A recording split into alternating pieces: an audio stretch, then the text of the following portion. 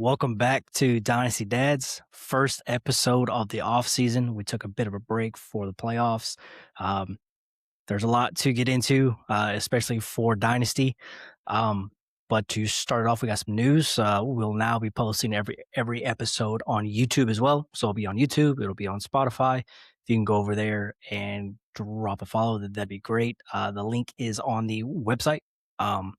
But yeah, going forward, it'll be on both, and I'll also be dropping some short form content on there as well. Some of it will be clips from the main episode. Some of it will just be its own thing. There's just so much in Dynasty that you can talk about, and you can talk about every player for hours. So, um, Colin, how was your playoffs? It was fun. It was fun to watch. Some of these games were close and competitive and good football, which made it enjoyable. I mean, I didn't have any true rooting interest. There were definitely some guys I was rooting for, and my Saints looked good to end the year. But after that, I was just happy New England lost. So after that happened, I was all peachy, all good. Yeah, I think everyone and their mama saw that coming, except for a few people that Yeah. were fans of the Patriots. It, the cupcake schedule really was a big talking point for a lot of people, but you have to play the schedule that you're dealt. And I honestly think the Seahawks were just the best team in the league this year. Their offense was incredible. Their defense was the best in the league. It's hard to fuck with that combo. Yeah, I was quite excited. To see New England off of the cupcake and see how it went. I was a little disappointed because I would have loved to see if Denver having Knicks, if that could have, like, that game would have been epic, in my opinion. You know, I don't think so, but it I would have been better than the one we got, the Super Bowl we got for sure. I mean, you can't say that Super Bowl was fun to watch. So no, the no, Denver it one would wasn't. have been better. I would have much rather watched the Rams and Seahawks play again. You know, Or a lot of teams, yeah, yeah, right? that's fair. So, yeah. But gonna stick with the playoffs. We're each gonna talk about three players that we felt got a bump in value throughout the playoffs, and three players that kind of lost some value throughout the playoffs. Colin, how about you go first? Okay, sounds good. And part of it is I'll actually have a couple guys that didn't even play in the playoffs, but after doing a couple start offs since the playoffs have finished, their value is way higher than I thought it would be and has skyrocketed. But the first guy I'm going to bring up is actually Caleb Williams. He had a pretty good year. It was fine. And then through the playoffs, looked even better with his supporting cast. And now in startups, it looks like he's mainly going early second is about where it is in these super flex startups. So his value has clearly jumped up just in the last, through the playoffs and the end of the season. And it's something that I think is justified. Um, from there, am I taking him there? I haven't been, just personally. And it's mainly because I've been trying to either zig while others are zagging kind of thing. And I've been still like, I still have Lamar Jackson above him. And there are points when you're kind of making the selection between the two.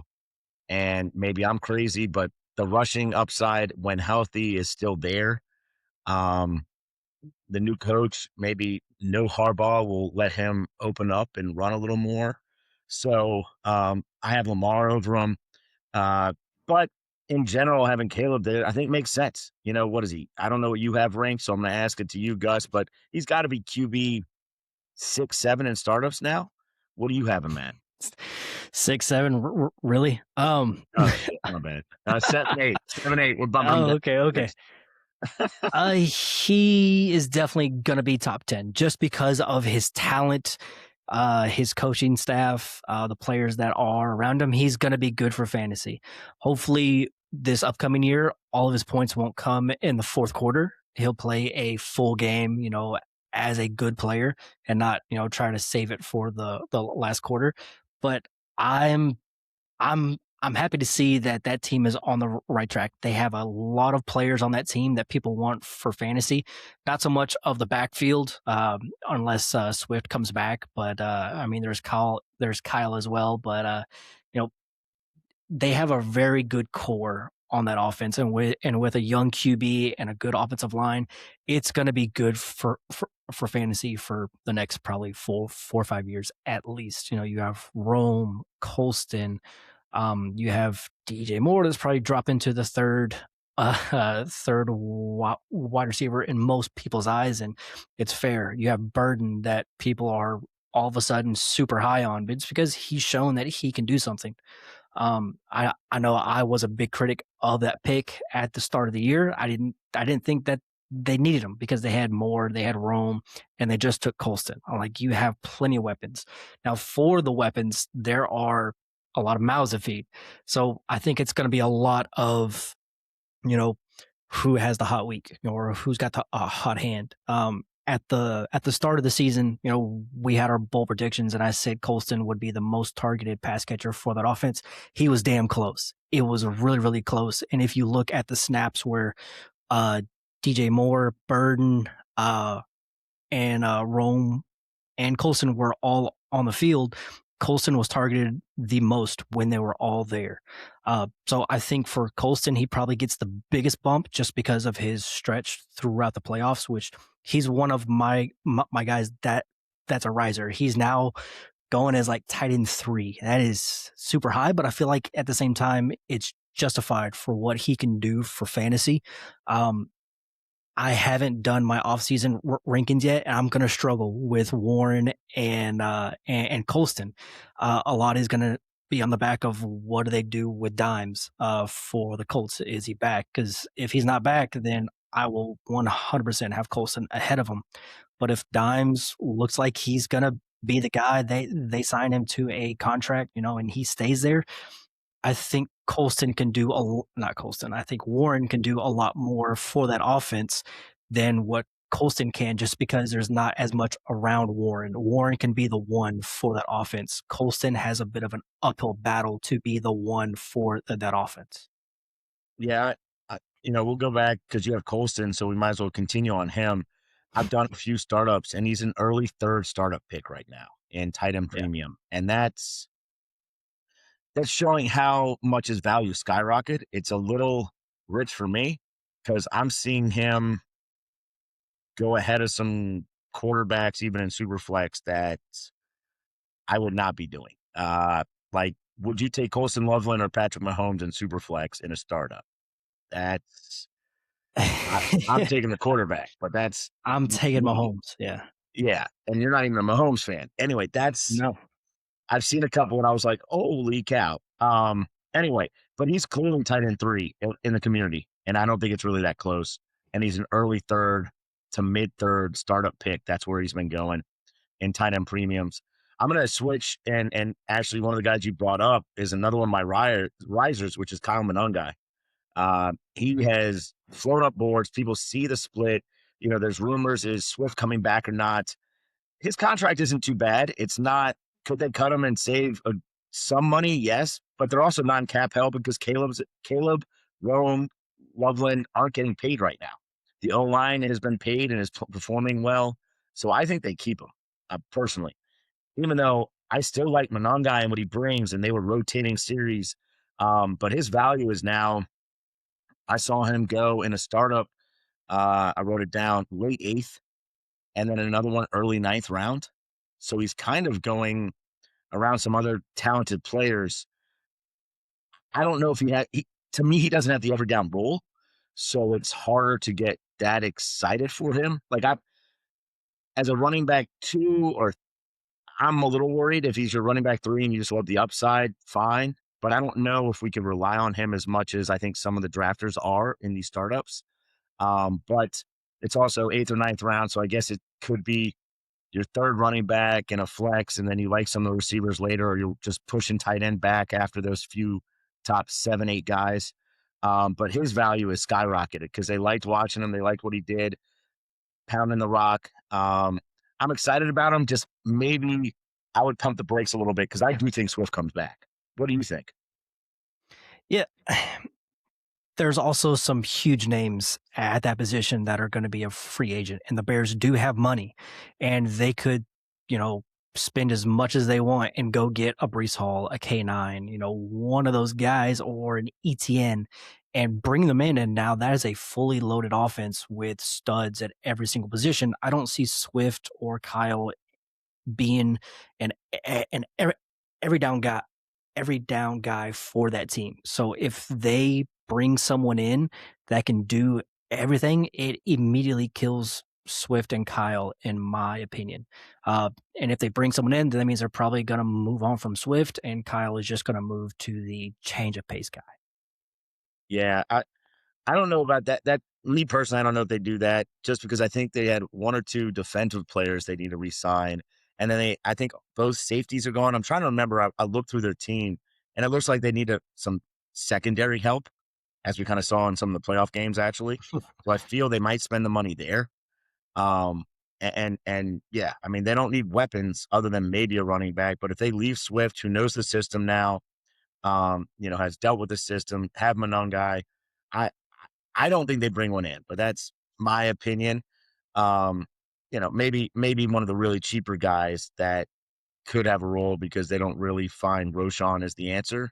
But I don't think they're putting the money in for a Brees or a ETN, et cetera, level guy.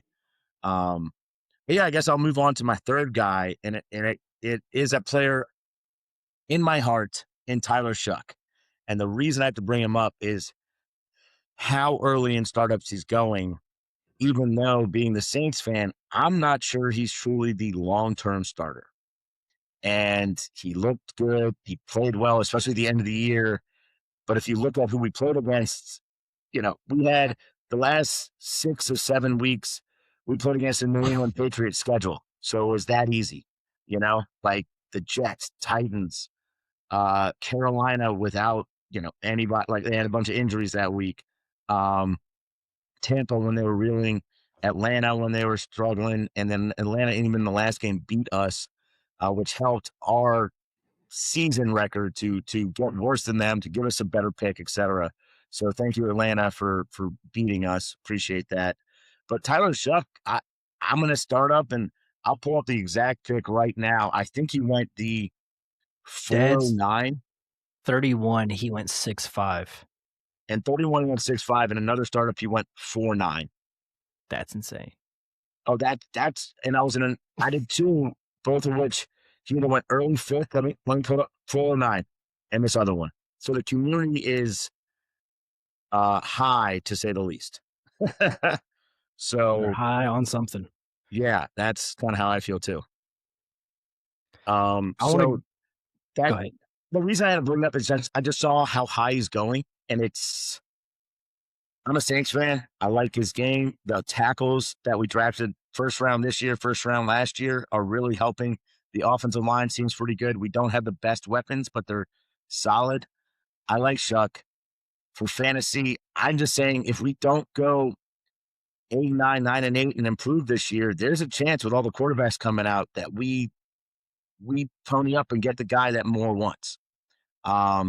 Now we'll have to see because we have a lot of holes and a lot of cap issues, but that also it's easier to hide and shield when you have a rookie quarterback that's not expecting to get paid for 4 years. So I would pump the brakes on him a little bit. Now, if you like him and you think he's your second quarterback and you can get him seventh round in a startup, fine. But you and I, like you just said, he went mid six. You can't have a 1 year starter if you take him in the six at a quarterback. Like that kills you for multiple years, it feels like.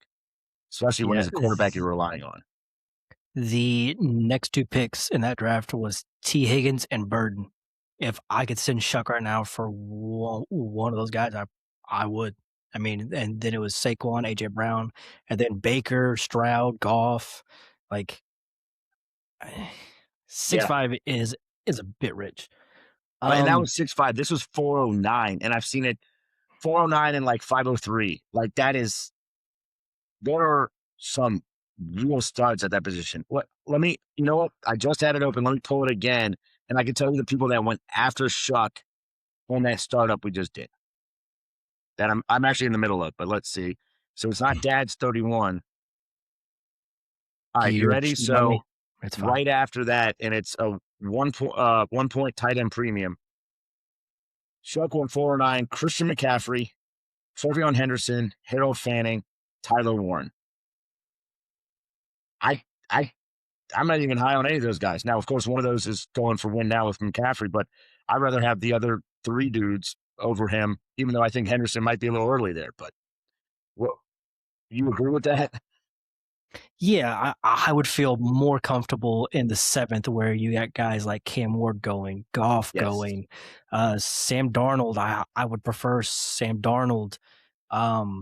You got Kyler going later. You got, I mean, we're not going to talk about 9.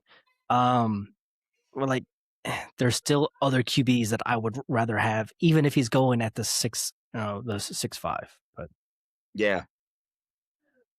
Anyway, so those are my three. I got Caleb, who's flying up, Shuck, which wasn't in the playoffs, but is just flying up boards. People, I think, love what he did at the end of the year. And then Monangai, whether I agree with it or not, they are risers. I would probably say all three I haven't been getting in startups because of how high they've just jumped. But, you saw, especially with Chicago, I think Chicago as a whole is a hot commodity offense. Just because we saw what the new head coach came in and did, and I think people are really high on it. So we'll see. Hopefully they keep it up, but their values are way up. Burden, Rome, Common on guy, just every one of these guys is going in the top 5 of startups, top 5 rounds. yeah. I'll get into my 3 risers, but before just going back to the backfield with the Bears, I've been hearing and seeing that the Lions may cut David Montgomery, and if the Bears could bring him back, I think he could be a cheap every down back for them, and I think he's still better than Swift and Kyle, so I think that he could be a sneaky ad there. But he is getting a bit up there in age. I mean, he's not super old. I think he's like 27, 28, somewhere in that range. I But thought he was gonna be 29 this year, but I'll look it up. You yeah. keep talking. All right, we already talked about Colston, who was one of my big risers. Then I got 2 Seahawks. Obviously, they just won the Super Bowl in impressive fashion.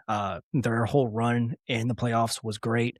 Sam Darnold, he the fact that he was the first QB from his class that had Josh Allen, that had Jackson. I think there was someone else in there as well. I'm probably forgetting, but he has had an incredible come up story from his start with the Jets. And I think he has finally gotten the monkey off of his back that he can't perform in big games because he did it time after time this offseason, this playoff run, which it was fun to watch. And I think with him going at the, 7-8 turn, I think that's a steal for someone that could be, a top 12 guy for the next, 2-3 years. But there's one problem with that is he just lost his head coach. And to me, coaching matters so much.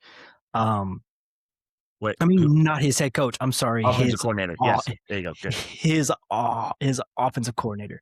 I still trust the head coach, but when you lose a good coach, it hurts, and they just have to pick the right guy for the job. And we will get into all the coaching changes probably next week. There was a shit ton. I mean, people were moving around like crazy this offseason so far with coaching. And to me, coaching matters so much. I mean, you look at the jump that Caleb had just from a new head coach and some offensive line help. We see it time and time again where a player that hasn't been doing well, like Sam Darnold, gets a good head coach, just like this past year and the year prior, went 14-3 for 2 seasons in a row. You get yourself a good head coach, it changes a lot for you. So that's my one concern is the change at OC, but I still have faith in the head coach. Another Seahawk is K9. I've been a big fan of K9. I like his build. I like his speed. He's a fun back to root for. It's just that when it was him and Charbs, it was so much of a split and in a bad direction for K9 where he was getting pulled at the goal line, and touchdowns matter so much for backs. If you don't get in the end zone and you have, 12 carries in a game for 80 yards and you don't score a touchdown, you're sub 10 points. So those touchdowns matter so much, and we got to see what K9 can do when he has the backfield to himself for the most part. And I think he earned himself a bag this offseason. I hope it's back with the Seahawks because they're kind of fucked if they don't sign him, because Charbonnet is going to miss quite a bit of time here. So I hope that he comes back and he's in that same system, and he gets a more prominent role in that offense and not just all right, you're in for half the snaps. You go from 20 to 20, and then we bring in Charbs near the goal line. If I was him, I would be fighting for that in my contract. It's like, look, you have to get me more opportunities inside the 5. I mean, he is someone that can handle the work. It's not something that he can't do. It's just for some reason they like to bring in Charbonnet at the goal line, and it pisses everyone off.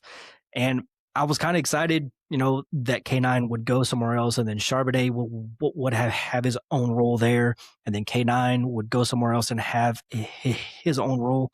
But it seems like they're both going to be there, and it's just not going to have Charbs in the equation for a good part of the year. So that'll give K9 more opportunity to prove what he can do. And I think he's going to be pretty high in startups. Where did he go in Dad's 31? He's lower than you think. He's been one of the guys. 72. Yeah, he's behind a lot of the guys we already modded up. Ugh. Behind Harvey? Yeah. Get the fuck here. Get the fuck out of here. Well, so you think he stays? I'm not sure still. Like they have a lot of money. When you win a Super Bowl, people come and poach everybody. And so you got to make choices on who gets paid and who doesn't, right? And I'm not sure. He did great. He was a Super Bowl MVP. Is he the guy they keep, or do they trust? Do they bring in one of the kind of crustier, a little bit older running backs, hope Sharks come back, let Sharks be the future, and have this other guy go? Especially, you brought it up too. Kubiak's not back. He's going to be a head coach. So do they try and get whoever the new OC is? I don't know if they've announced it yet, to come in and get his running back, or do they give him K9? And I think he's going to be able to make that choice. So, but his playoff run was beautiful. Great. It definitely looks like there were some nice big holes. So part of that's the O-line. And, I'm going to give credit where it's due. But, you saw in all the startups I've done, it's like early 7th or very late 6th round is where he's going. And he's right around Kyron Williams, RJ Harvey, just because of the youth, even though he's not that young, is one of the interesting guys. And so I think that's your 3. One guy I need to bring up, Gus, that I didn't, who was kind of my 4th, but the more I look at, I maybe should have replaced, is Trevor Lawrence. I don't know if you've seen, excuse me, where he's going in startups. It is mid-3rd. And like his value is right around Pat Mahomes, somewhat of Herbert. And I don't know if I have him there. Like, we talk about Caleb getting the bump. We talk about Liam Cohen coming over and coaching him up, and they looked good in the playoffs not in the playoffs, the end of the year. And then I guess they did look okay moving forward. But the fact that Lawrence went from almost unusable to now people buying back in scares me. I have him. What was it? I think it was Dad's 25. I traded for him. But this height is, I don't know if he can perform at that level. I don't know. He was running a little more, which is nice, but I don't know if he can be that high. What are your thoughts on Trevor Lawrence? Just because I think we need to talk about him. I think he's right up there with Purdy, Dak. I put him next to Jordan Love. Like, I think they're all. I think he's earned his way this year into that conversation and being in that, what do you call it, like a second tier of QBs, maybe even a third. Probably depending third on tier, how you break up the top QBs. But you have to at least acknowledge the year that he had. And being with Cohen, I think Cohen is a great coach. And to me, coaching matters a lot. And to see that pairing happen and to see the change, I think Lawrence will probably stay in this range for probably another 2 years.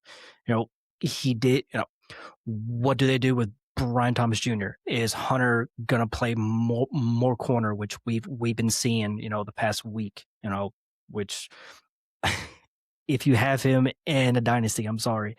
But hopefully with the weapons that they have, that they have Myers who he seemed to like. You have He Parker just got paid. Washington. Yeah, and so he's got the players around him. I hope they bring back Travis Etienne because he's a big part of that offense.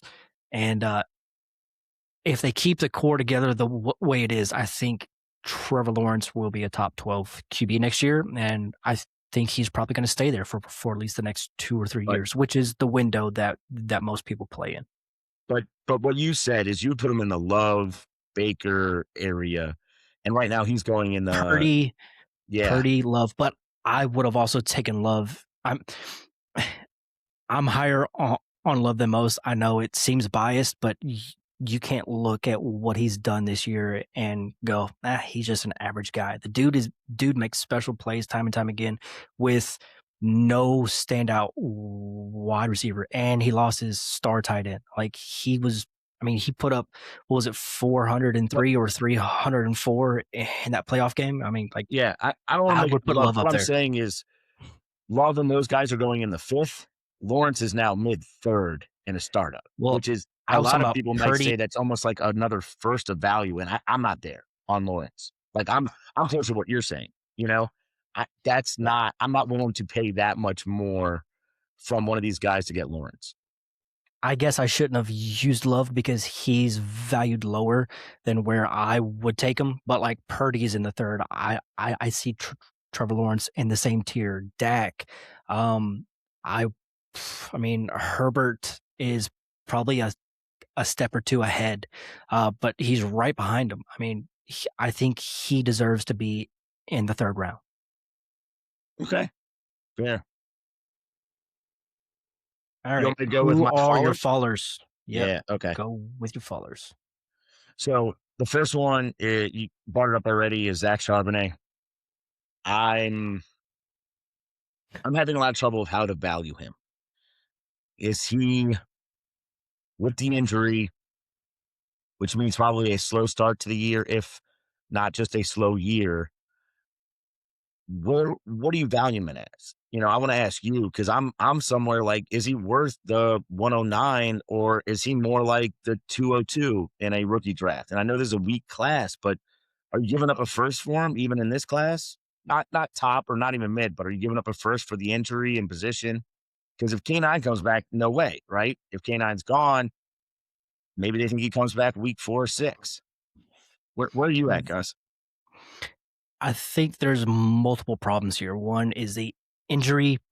Two, what do they do with K9? And then also, Charbonnet is going into a contract year. He was drafted the year after K9. So now he is going into his fourth year with no long-term deal. So his future is not certain. He's got the injury to come back from. We have come accustomed to guys that tear their ACLs and come back and be all right. That may not be the case, and it's going to take him some time to get back up, and it'll probably be late next year before we see him close to full strength. And you know, with it being a contract year, he's not fully healthy and won't be for a lot of the year. Do they give him a contract?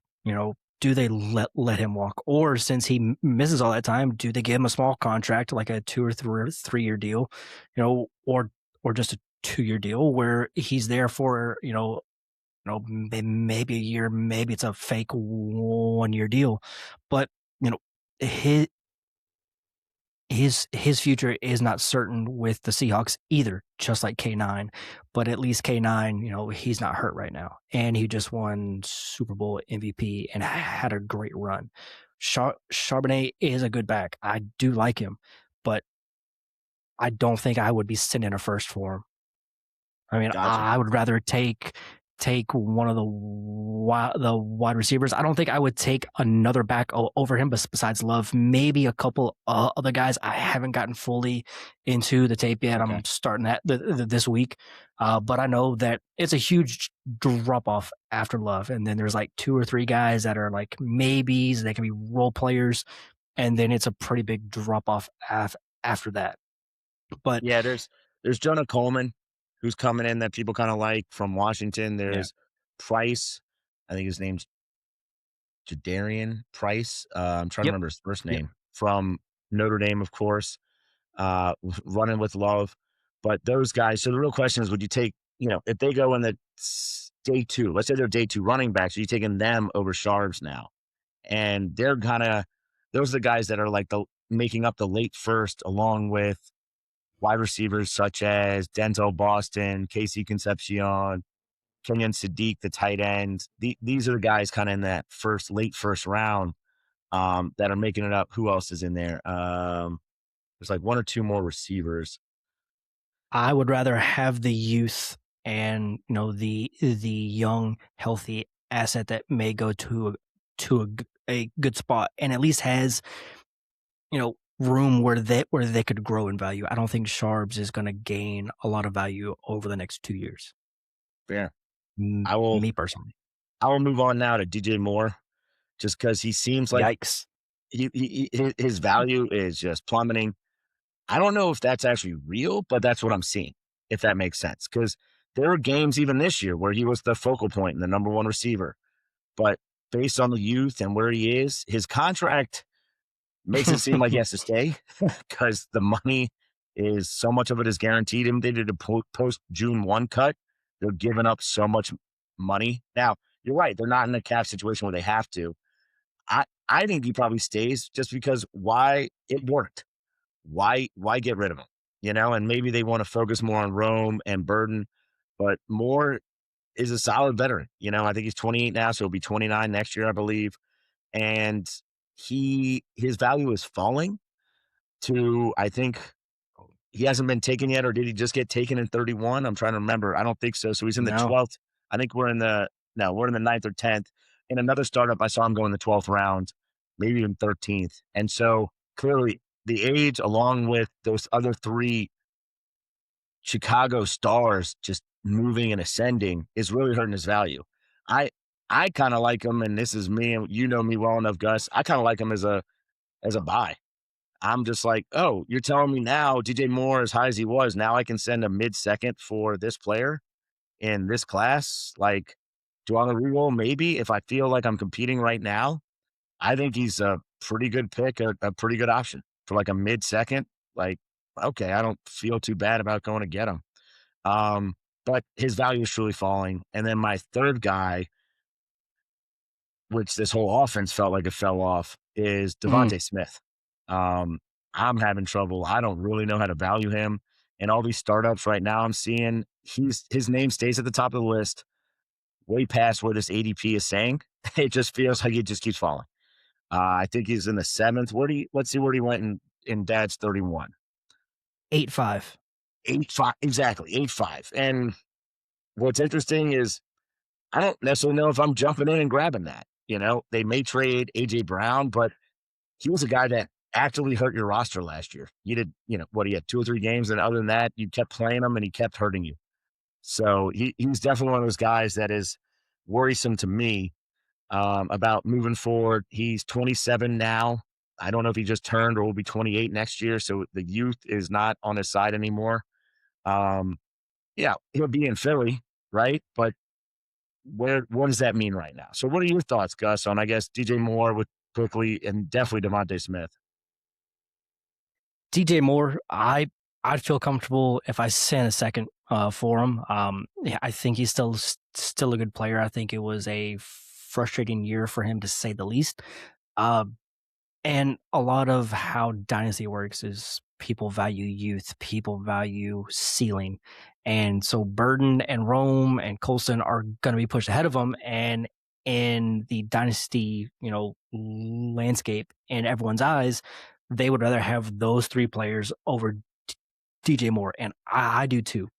But DJ Moore doesn't play dynasty; he plays football. And if he's the best player to play on the field, or if there were some times this past year where it looked like he gave up on plays, and I think that hurts him a lot. Um, but if they come in the offseason like, look, you are going to be a focal point of your offense, I wouldn't be shocked that he's the one or two for that offense, even though it would piss off everyone that plays dynasty, because that means either Rome, Colson, or Burden are being pushed down. But I think he's still someone that could have a wide receiver 2 type season, probably closer to like that 2-3 ish. But he's still someone that is going to be there. They can't. I mean, they could trade him.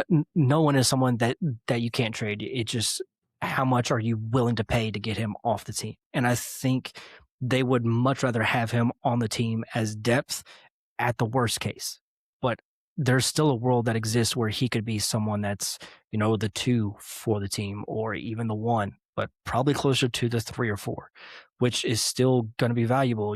If Rome gets hurt or Burden gets hurt, then he gets thrust into a position where he could be someone that you can start every week. And if I can send a second round pick that's probably going to be lit on fire in this draft, then I'm okay with it. Perfect. Yeah. Fair. And then for Smith, I was someone that was pretty vocal about AJ Brown probably not being on this team much longer. I said that he's still a very good player. He's very talented. He's one of the best in the league. It's hard to cover that guy. But that offense this year was putrid. It was awful. And I think he wants out. And if he wants out, then they're going to let him go. He's going to be traded to somewhere where he will be the focal point of that offense. I don't know what the offense is going to look like once we start to talk about the OC changes and head coaching changes. I'm sure that offense will be talked about some. But whether they decide to keep him, I think he has to be a focal point of that offense. And if it's a competent offensive scheme, AJ Brown will be the one for that team. And he's still going to be a great player. He wants the ball, and someone of his caliber, feed him the damn ball. I mean, yeah, I still like AJ Brown. I like that his value has dipped, so I can go buy him. But if he gets traded, that value probably goes right back up. So you probably have a short window. And even if he stays, I think he's going to outperform where people are valuing him right now. He went at the 6'9" in this draft, which is probably about fair, right after T. Higgins and Burden. He's 29 now. He is 28 still, so but I think he turned 28 for next year. Yeah, he is 28 now. So he's getting right to that age where, like, you look at Adams. Adams has been great every year, but the age really hurts your value. Now Adams is like 32. So I think AJ Brown is a type of player that could still be playing at age 30, 31 at a high level. So if you can get him for a late first, I'd be fine with that. Yeah. And that's kind of where he's going to start up, is like a late first idea. So it makes sense. Yeah. All right. What about your fallers? All right. Well, I think one is pretty clear and obvious. That's George Kittle. When you tear your Achilles at 32 years old and you are an explosive athlete, it hurts a lot. He's not going to be ready to start the season probably. And even if he starts the season as playing, he's not going to be his normal self. He's a freak of nature. He is probably still going to play another 2 or 3 years. I believe he's paid for it.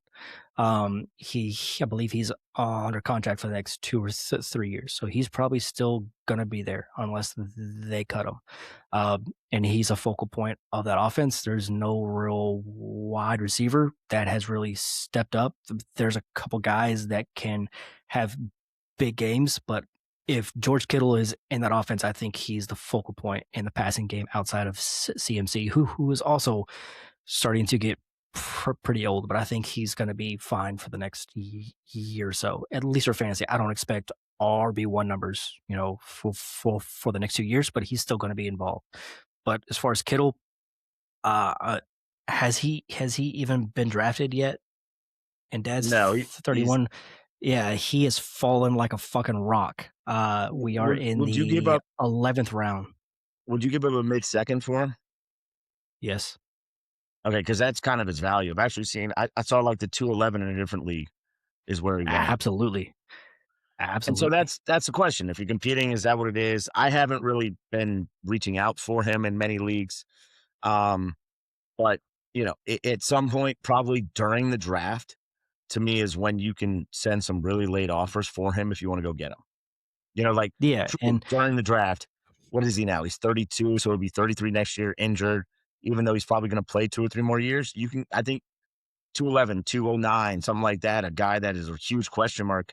And during the draft, you might be able to say, hey, here's 303 and 308. You know what I'm saying? Something like that. And get it. I just when people on the clock and they see this old ass guy on their team and you give them an option to get out, yeah, I just see it. You've seen it. I've seen it happen. So that's yeah, kind of when I think is the perfect time to try and go get him. But who else you got? and just one more thing on that.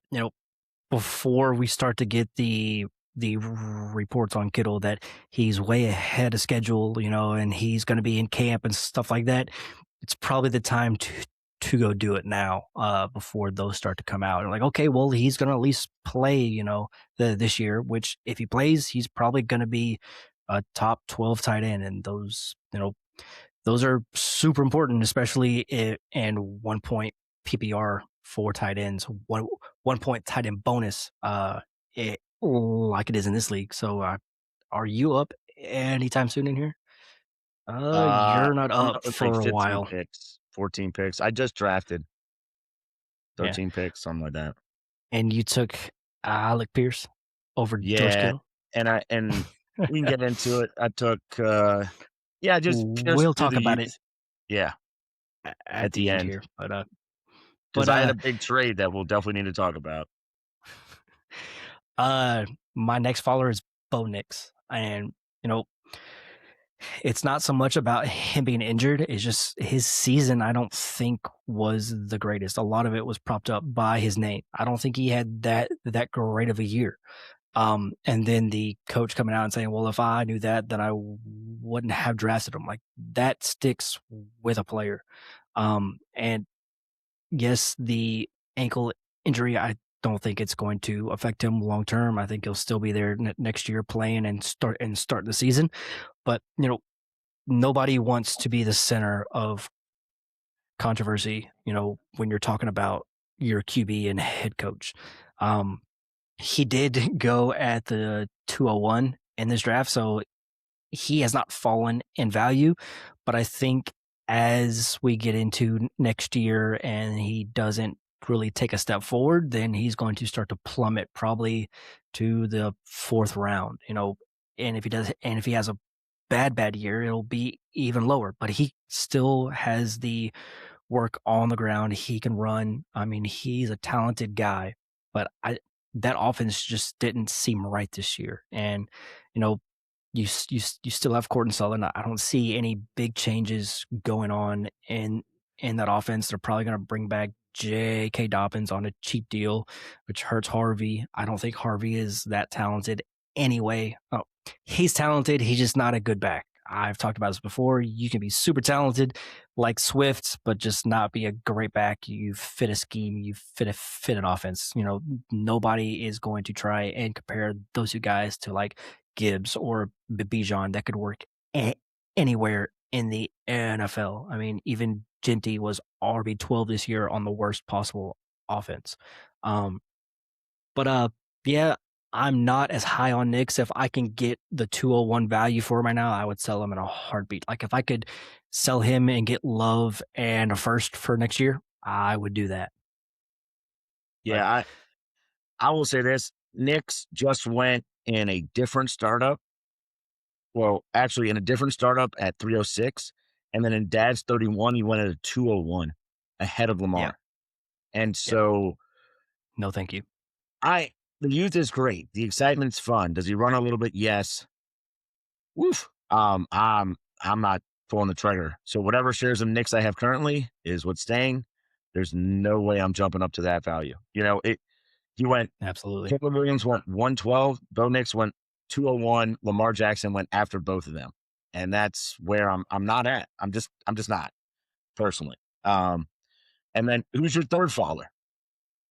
That would be CJ Stroud. And I think we all could really piece it together, on why. Part of it is that offensive line was horrible. I hope they invest all of their draft picks into offensive line to give that man some time. But he crumbles in the biggest moments. He's not someone that's going to add value on the ground. So for fantasy, is he a good pocket passer? Can he, have games where he has 3 and 4 touchdown passes? Like, can he be that guy? And I just don't see it unless they fix that offensive line and he personally takes a step forward. So those two things have to happen before I'm going to be in on Stroud. He went, where did he go? Where did he go? Where did he go? 6'11. He went right after I drafted somebody. Oh yeah, so it went Baker and then Stroud, which I think is fair where he's at. If he was in the third or fourth, I'd be like, "You were fucking insane." But I would rather have Baker, and I'm not the biggest fan of Baker. I would rather have Shuck. I would rather have Sam Darnold. Purdy, Love, Lawrence, all those guys. Hell, even maybe Kyler, depending on where he goes. I know that's probably bold to say, Oof, but that is, Kyler yeah. is still a very talented player that's going to add a lot of value on the ground, and he's not going to go anywhere. He's still going to be playing in the league. If he was available on the open market, I think people would throw the bag at him. But yeah, Stroud didn't have a good game in the playoffs, and it was just horrible, horrible. But and he didn't do a whole lot this year. I mean, he had to change his hairstyle to try and get a new, persona. Yeah, But right. all right, you want to move into these guys that are going to be free agents, or do you have something about Stroud? I'm I'm a buyer of Stroud. I think the O line hurt him. He looked awful in the playoffs. The sentiment across the league is negative. Um, Mm-hmm. so I think he is the quintessential buy of the offseason just because the taste in everyone's mouth, even if you're buying him, is shit. So guess what? That's the perfect time to go get him. He's going to be cheaper. To me, he's the perfect guy when they add some to the O line this year, which they have to. They know the only way they can win is improve the running game, but really the O line and the defense. We all know that defense was what, top three, top two. They could rival Seattle, in my opinion. Denver, right? So they're right there. They don't need to add anything there.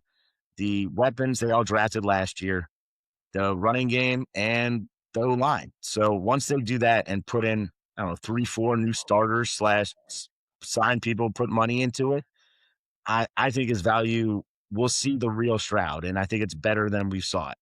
So to me, right. His value's fallen, but I think it's the perfect time to jump in. Would you rather have Stroud or Love?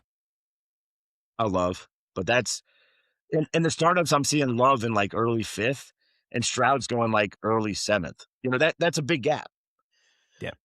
right? Like that's the difference to me. Is like for the value, yes, they want those other guys, but if I'm waiting to the seventh, he's my QB2 now, great. Or if I could trade for him and add, like if I can get rid of Love and get Stroud plus the mid first in this draft, thanks. You know, that's my opinion on it. So, All right. like, he's the Well, perfect trade down to category. Yeah, I get it. You got to call your shot, and right. he has shown flashes. So, That that's all it. right. We've seen the flashes. That's the biggest thing. He's only what, 24, right? 25 now, Yeah. maybe. How old is he? So Stroud is currently 24. Gotcha. All right. Free agent QBs. To me, I think there's two big names that could get long-term deals. And that is Daniel Jones and Malik Willis. Do you share the same sentiment on this I free agent I class? don't I'm at the opinion now with the other guys coming out that I don't know if any of them get truly more than a 1-year deal. In paper, it might say 2 or 3, right? But you know how they do like a voided year and options, etcetera. I'm worried about Malik Willis getting an opportunity, let's say in Miami, and if he doesn't win with that situation, which isn't good, the team isn't that good. If they go 6-11, they're taking a rookie quarterback. I'm as much as hype as Willis and looked good. I don't know if he's getting a true long term deal or is getting something to like Geno Smith, this past offseason kind of deal. And with the situation not being the best, depending on where he goes, it's worrisome, you know. But I think Daniel Jones is on a 1-year deal. Prove it again. And I think it's best for him Wow. to go back to Indy. But I don't think they're going to pay big dollars for him. If he's healthy, he's getting 35-40 mil a year. He doesn't have an Achilles, and athleticism was part of his gig. So I don't know if any of these guys, because I looked at the list too. I don't know if any of these guys are actually getting anything. Like I don't. Yeah. Yeah, but if if you look at it, who else could they sign and play? And I mean, they traded away their first for this year, and they traded away their first for next year, correct? For Sauce, it was two Yeah, firsts two for firsts. Sauce. Are you going to go in with like a Russell Wilson for this year and see how it goes? Like What about Tua? I'm just they're going to he's be not cheap. he's not currently, yeah, but They're cheap. They don't have to trade for him because we all know it's widely known he's not back. So why trade for him when he's going to get cut in the next 2 weeks? He comes in, maybe he can help resurrect his career, but if not, fine. You know what I'm saying? Like, I, I think that's the route these teams are looking at is, do I jump in now on a guy that's more of a question mark? Or if my team doesn't have a quarterback, there are like 5 or 6 guys next the 2027 class that are exciting. Let's build around it. No, I'm not competing and wait for that rookie. Because you're right. I mean, part of the problem is signing these guys to longer term deals means the money's more than a 4-year rookie. So I the more I look at it, I think Jones is a 1-year deal and probably back with Indy. Rodgers is all about whether he wants to come back or not. And I think Pittsburgh is truly an option. Everyone else sucks. Malik Willis is probably the highest fantasy upside because he runs. And for a 1-year rental, great. Could he be a little more? Maybe. What's the best situation where they might actually win 8 games with Willis in the start? Is that Arizona or like what team is that? Indy? What if Indy signs Malik Willis? But if that's the case, they're not bringing back Daniel Jones, right? So, what in your opinion would say Malik Willis to this team? The Jets, they're going to suck and get a first top high pick. So, like, where does Malik Willis please go don't. that gives you a guaranteed 2+ years? That's my problem. Miami, I do like because that offense is they have a lot of weapons I mean that would be a fuckload of speed for that offense. Do, do they have weapons? I still like Waddle. I still like Waddle, and I think what But they've Willis already could cut make. Tyreek, or they're saying they're cutting Tyreek. So, like, it's just one receiver. You know what I'm saying? So, like, who, Yeah, yeah. who else is I the, think the Willis talent out there? Yeah. could get something like Fields got, or it was a 2-year, $40 million deal. Like I there's a lot of teams that need QB, and he's shown that he can step into an offense and be good. And that's hard to find in the league. I mean, Aaron Rodgers, we know, is either going to retire or go back to the Steelers. I do think Jones is back with the Colts. I do think he gets at least a 2 or 3 year deal. When they had him, they were unstoppable, and then as soon as he got hurt, they fell off a cliff. So something happened, and then they went from being good to sucking, and it was their QB. So if they bring back Jones and Jones is at least close to what he was, right, he's going to be worth it. As far as Russell Wilson, he'll probably go somewhere and be a backup. There's a couple of other guys on here like Joe Flacco. He's probably going to play another year, maybe. He'll be a backup somewhere. Marcus Mariota, Tyrod, those kind of guys are going to be career backups. Wentz. Is Trey Lance going to stay with the Chargers? Not that it matters. But that's about Yeah. it. That's about it. I mean, you got Pickett.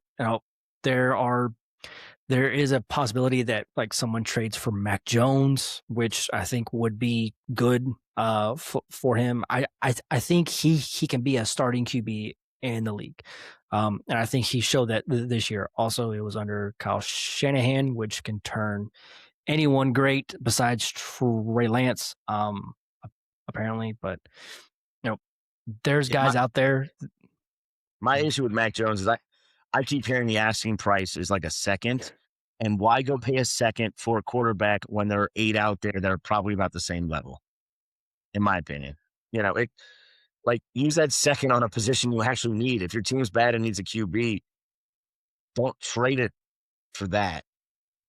Just my opinion on it. Yeah. Some NFL franchises do dumb shit, so I can't say it's not gonna happen. But to me, wait till Kyler and Gino and Tua get released with these other free agents, and all of a sudden the market has enough starters around ish to make it work. Why you trade for a guy when you're not even sure if that guy's going to be your starter long term? Something Mac Jones, because if you go trade for him, you immediately have to re-sign him to like a 3-year deal, and I don't know if that's the right answer. That's fair. Anything else on QBs, or can we move to the star position of this class? Yeah, I mean, Russ might get a backup gig. Jimmy Garoppolo might get a backup gig. Trubisky's probably going to be back in Buffalo. Some people are hearing rumors Bajent is a hot commodity. I don't know if that's real or bullshit. But yeah, let's move to running back. All right. So the big names at the top, you got Brees Hall, ETN, Ken Walker. I think those are probably the big three that most everyone is excited about to see where they go. You still got Javante, whether he'll be back with the Cowboys or not. You got guys like Rico. Is he back with the Panthers? J.K. Dobbins, is he back with the Broncos? Gainwell, he showed that he can be a weapon, but I still think he's a tier below the rest. It was just a very good fit, and Aaron Rodgers loved to dump the ball off to him. And if he's back, I would assume that Gainwell is back because Rodgers would say, "Hey, I Yes. want that guy back." So let's start with the big three: ETN, Walker, and ETN. What do you think they do with ETN? Do you think they bring him back? Does it go anywhere? If he goes somewhere, are you excited about it? I They have cap space. I think he stays because he knows the system, and Liam Cohen wants consistency instead of having to start over on offense. He just got to. So I think he stays. They work out some deal. You know, to me, it's almost 50-50 if they franchise tag him because franchise tagging running backs actually isn't that expensive. And so we got some time to figure that out to see if it happens. But they might tag him and then try and re-sign him to a 3 or 4 year deal and just kind of get it out the way because that's easy. They got rid of Bigsby, so he's gone. But I think that's with ETN. You talked to the Gainwell thing. I definitely want to bring up Gainwell that if Rodgers comes back, Gainwell's back. I think that's going to be one of his requirements, just to how much he loved him, as you saw through the playoffs and at the end of the year. Um, you know, the real question, yet again, is do the Jets fuck everything up for all of Oh us my and tag god! Brees Hall? And I think it's more than likely because they have so much money. is he the one guy they want to tag and bring back? Or is it kind of a tag and work a deal on a trade because people will value him? And I think that might happen. And no, they're not going to get two first if they tag him and someone's like, hey, I'll do this. It's probably we tag him. Let's say, okay, we found a suitor. You want to go somewhere? Let me try and get a third and a fourth for you, something like that. Because otherwise, in the open market, they'll still get a third based on compensation picks, right? So I think for them, they're like, what else can I get? Can I trade a second for a third and give you Brees Hall? So I think something like that is more likely. Uh, which, hey, we love the idea of him just being on the open market, but I don't think the Jets are letting it happen. And that would be smart from this franchise not to let it happen, but it would suck for us fantasy managers. And then the other is Ken Walker. Do they franchise him? Which I don't think would affect kind of how we value him, but it's a running back franchise tags are not expensive. If you have enough cap space, it's fine. So I guess on those top, what I say, three guys, do you think all get tagged? Do you think there's a chance they all get tagged? I mean, we're going to find out in the next couple of weeks, but I don't know if you've been thought about it, but that's what I've been thinking. Yeah, with ETN, he's 27 years old. He was an old guy when he came into the league. He just finished up his fifth year, because he did get the fifth year option. So he's going into his sixth season. If he's gonna get a bag, it's gonna be now. Whether it's a 2 or 3 year deal, maybe 12 to 15 mil per year. And I believe he would stay because it's a good team. He knows the offense. He played with Lawrence in college. It's just a very good fit, and he fits the offense. And they did trade away Tank, and behind him is Tootin, and Tootin didn't really cut into his work. So throughout the season, there were times where Tootin got more work than people that owned ETN would like, but I don't think that's going to be something that he's going to deal with every single week. He's going to have his games, and that's just going to happen.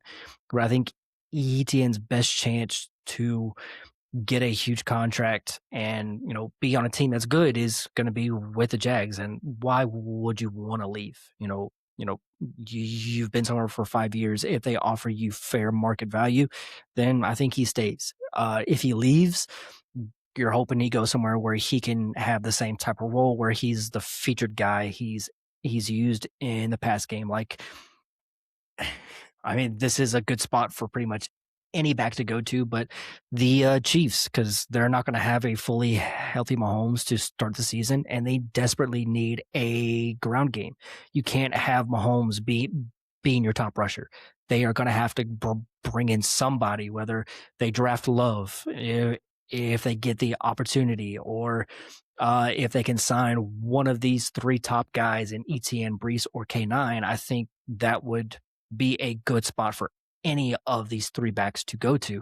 But, as much as we would like that for fantasy, it's probably not going to happen. And they're probably going to bring in like a Rico Dowdle or a Najee Harris and just be like, all right, we did something for the backfield. But all three of these guys, I think there's a good chance that they get tagged and traded, or tagged and then they get a long-term deal. I pray to God that Brees finally gets out. I mean, he's been begging now for, I think, for like 2 years. Let me go. And they did have Allen there for a good chunk of the season, and as soon as Allen got hurt,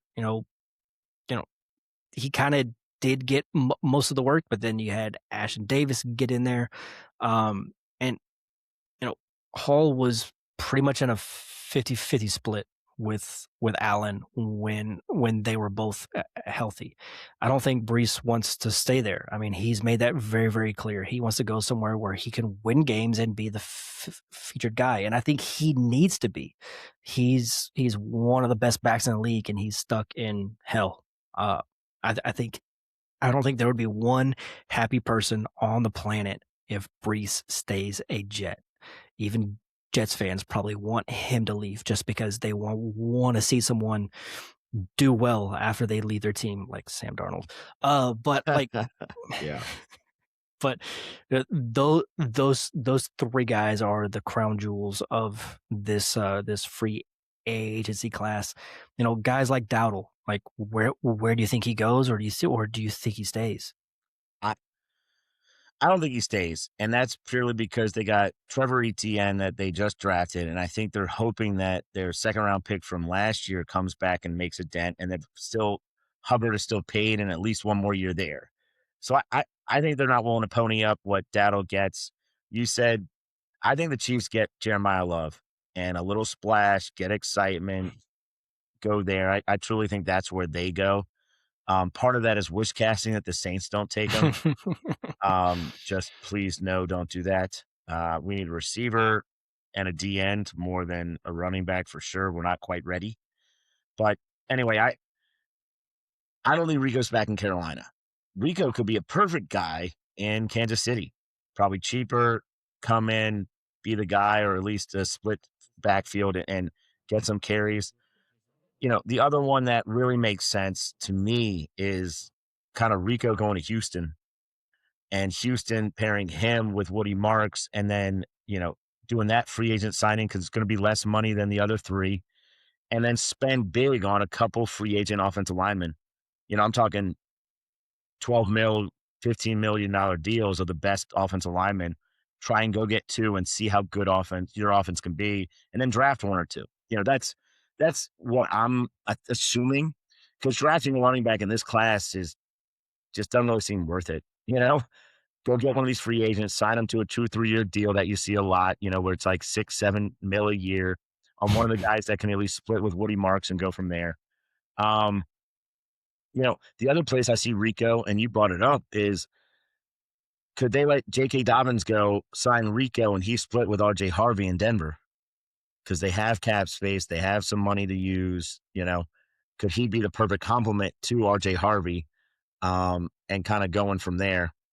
So that's what I think of Rico. Who else? The one we didn't bring up that I think is we need to discuss is Javonte Williams.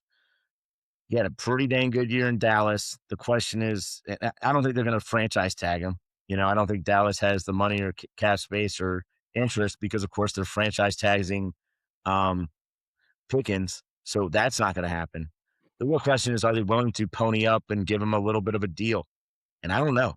That's one of those big questions I have. I'm not sure if they're willing to pay him probably what they'll have to, which is probably 6.5, 7 mil a year over 3 years. Probably 15, 16 mil guaranteed, something like that would be the guess. And does Dallas want to do it, or they feel he was a jag behind an awesome offensive situation? Yeah, and he's still 25 years old. I mean, Right. we forget how fucking young he was when he came to the league. He'll be 26 when the year starts, but I'd be fine with 6.5 mil for a back for 2 or 3 years that was productive in your offense. He was a good player. There's a couple other guys down the list that we didn't talk about, like Rashad White. You have Brian Robinson and Tyler Algier, and then Sean Tucker. So you have two of the Bucks backs that are set to be a free agent. If they don't bring either of them back, I know White has said that he wants to go somewhere else, so he's going to be on a new team, probably be a role player, a third down guy. Nothing too crazy, but still valuable for fantasy if he gets some opportunity where he's going to get a bulk of the carries, whether it's due to injury or a guy on the team is not performing. So he's still going to be someone that's going to be at least on teams for fantasy. Brian Robinson, he'll be 27 when the year starts. He would be a good role player. Like if he went to the Falcons to replace Tyler Algier, you have both B Robinsons on your team. I could see something like that. But Tyler Algier, when he's gotten the workload, he's been great. I think he's another one of those guys that could end up on the Chiefs as the pounder for the team, because I don't know if they're going to sign Hunt. He's currently 30. Please don't bring back Hunt. Just stop with that. Tyler Algier is someone that is young enough that could get a 2 year deal, and two-year deal, 7-8 million a year, and he could be still good for fantasy. I don't know if they're gonna bring him back or not. That would be interesting. I think people that own Bijan would like to see Tyler Algier go somewhere else so Bijan could be the full-time guy, and be a more like an 80-20 split between maybe 2 other guys. Um, but and then also Sean Tucker, who has shown a lot of spark, a lot of burst. He's someone that has looked good when he's been given the opportunity. So wherever he goes, I'll be watching. I mean, he'll still probably be a second or third guy on the depth chart, but he has shown when he's gotten his opportunity that he's I, good. I wouldn't even have Sean Tucker listed. When you're searching free agent for running back, you're coming back to the team like this. Like it, I would bet stupid amount of money that he's back with Tampa Bay and White walks, and so he's the backup, which is still a valuable Which is player. great. Yeah, Yeah. like I think he's fine. I don't think there's any way he's not on Tampa next year. White, I think he'll get his chance, and you're right as a third down back, change of pace guy. Brian Robinson, the opposite, maybe an early down guy with a change of pace on the backside. Um, you know, Tyler Algier is kind of the more wild card to me of can he kind of do it all, and does a team actually trust him? But with how bad this running back rookie class is coming in, or at least that's what everyone says, who gives him a shot and where does he go? I think he's probably looking for a 3-year deal where some guarantees are a little higher so he can get his money, get his bag, and be good. Just I don't really know what team that is, you know? Tyler Algier to the Seahawks on a 2-year deal, and not Sharp's K9 is tagged, and we're just here in the same fucking spot again, where they have a bigger back to bring in on the fucking goal line. Calling it Right. now. And it's like kind of useless. Yep. But no, this All this right. free agent draft class of running backs is gonna be fun to see. Oh yeah. Do you got anybody else that you want to talk about? AJ Dillon or Miles Sanders? I That's what I think thought. Jerome Ford will get signed and be a backup somewhere. Now, I've always been a fan of his, but like he's probably gonna be a third running back somewhere or Yeah. the second running back somewhere. I just feel he'll get a look, kind of cheap backup deal. Other than that, Najee will get a look somewhere. At least someone will bring him into camp. But other than that, Chiefs. we talked about the main ones. And AJ Yeah. Dillon doesn't exist. So like whatever. Um, yeah. Yeah. Let's move That's on to fair. wide receivers. All right. Big guys at the top. I've been saying that Mike Evans wants to keep playing, and it's probably not going to be with the Bucks, which hurts for me because I would rather see him play out as a Buck. Go ahead. Why do you say that? I saw a report that he wants to keep playing, but it's probably not with the Bucks, and he wants to test for free agency. They have a lot of other guys there under contract, a lot of youth there, and you know it would be a good story if he could play out as a Buck and finish his career. That's what I would want to see. But with with all the other players that they have in that room, I don't know if it makes sense from a football standpoint to bring him back. He's not the same player that he was. He's keeps having hamstring issues, which he's had for a large part of his career, but it looks like it's starting to take a bit of a toll on him. And what's the price tag to bring back a guy that's probably not going to crack a thousand yards for you? And with Egbuka, which I'm still high on, I think he's still a great player. I think he's going to bounce back. You still have Godwin under contract. McMillan is there and shown that he deserves a role in that offense. You have Tez Johnson who can come in and play. Like, does it really make sense to bring back my Mike Evans? He, he's a buck for life if they want him. I I hope. think I think if you ask me, I think he plays. I think he plays one more year. They give him an extension. He stays in Tampa. But I I would like to see that. that's my prediction. Um, Other yeah, guys, keep going. Debo Samuel, if you care, Jawan Jennings, Shaheed, Keenan Allen is probably gonna be back as a Charger. Wandale, he had another great season quietly for most people.